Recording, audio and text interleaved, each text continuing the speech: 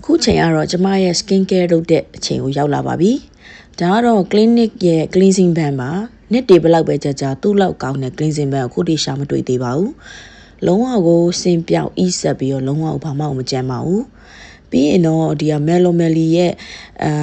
ဒါတစ်ခါမှမသုံးဘူးသေးဘူးပေါ့နော်။ peer gift လေးပို့ပေးထားတာအဲ့ဒါလေးနဲ့ cleansing water လေးနဲ့ double cleansing လေးလုပ်လိုက်ပါတယ်။ပြီးရင်တော့မျက်နှာသစ်စိမ်းနဲ့သွားတက်လိုက်တယ်ပေါ့နော်။ဒီမှာတော့ရိုက်မထားတော့ဘူး။ဒါကတော့မျက်နှာပြောင်လေးပါ။ပြီးရင်တော့ toner ကကျတော့ခရိုင် AHA BHA သုံးပြီးမယ်ဒီတစ်ခါတော့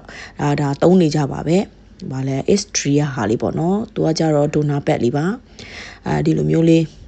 သုံးပြီးတော့အကြံလေးကျတော့နှာခေါင်းပေါ်လေးမှာတင်လိုက်ပါတယ်။အကြောင်းရင်းကတော့ချွေးပေါက်တွေဒါကျယ်နေလို့ပါ။ပြီးရင်တော့ခဏလေးစောက်ပြီးရေလေးပါလေးတောက်လိုက်ပါတယ်။ဒီလိုမျိုးပဲထားပြီးတော့ skin care လေးနဲ့6သွားရက်လေးခတ်တယ်။ပန်ကားတော့အားကုန်နေလို့ပါ။ပြီးရင်တော့အကျန်လေးတော့ level လေးပါကြဒီကြလေးလိမ့်လိုက်ပါတယ်ပြီးတော့ Melomeli ကပဲဒါအသက်ထွက်တဲ့ဒီ hyaluronic acid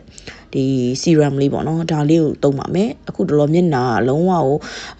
မွဲ66ဖြစ်နေလို့ခံစားနေရလို့ပါမစိုးပါဘူးဒီဟာလေးကအခုမှစသုံးစားဆိုတော့တေချာ review မပြောတတ်ဘူးတော်တော်လေးတော့ link လို့တော့ကောင်းတယ်ပေါ့နော်ဒီလောက်ထိတော့ပြောနိုင်ပါသေးတယ်ပြီးရင်တော့ဒါ Chanel ရဲ့ဟာပေါ့နော်ကွာညိုဒီဟာလေးဝယ်တဲ့ချိန်တုန်းကရထားတာပါဒီဟာလေးနှစ်ပုတ်နောက်မှပြောပြပါဦးမယ် makeup တော်တော်ကောင်းပါတယ်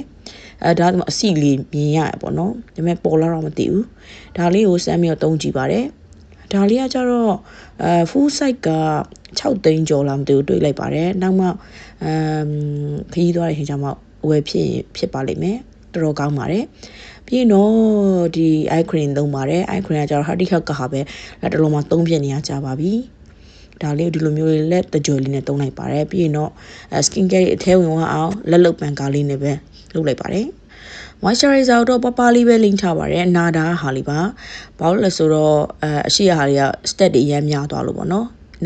နာတာရဲ့ဒီ moisturizer တော့တော်တော်ကြီးကိုကြိုက်ပါတယ်တော်တော်ကြီးကိုအဆိုဓာတ်လည်းပေးနိုင်သလိုလိမ့်လိုက်လည်းဂျယ်ထိုင်မှုအေးအေးလေးနဲ့ပါပြီးရင်တော့ lip ကိုကျတော့ treatment အနေနဲ့ healthy shop ကဟာလေးသုံးတယ်ပေါ့နော်ပြီးရင်တော့အပေါ်ကဒီ